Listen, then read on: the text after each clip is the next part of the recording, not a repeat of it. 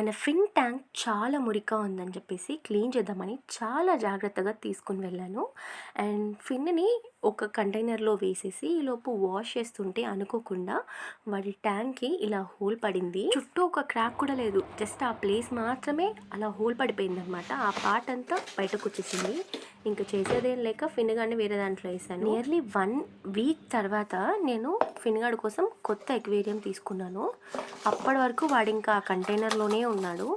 So, ఉన్న పాత ఎక్వేరియంతో ఏదన్నా క్రాఫ్ట్ చేద్దాం అనుకుంటున్నాను. మీకేమన్నా సజెషన్స్ ఉంటే నాకు కామెంట్ సెక్షన్‌లో చెప్పండి.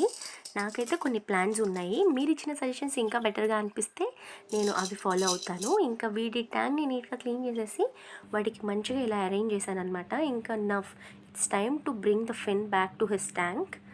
సో, ఈ మధ్య అయితే ఫిన్ కొంచెం డల్‌గానే ఉంటున్నాడు. వీడు బీటా ఫిష్ అనమాట. మీకెవరికైనా తెలిస్తే నాకు కామెంట్ సెక్షన్‌లో మెన్షన్ చేయండి తప్పకుండా.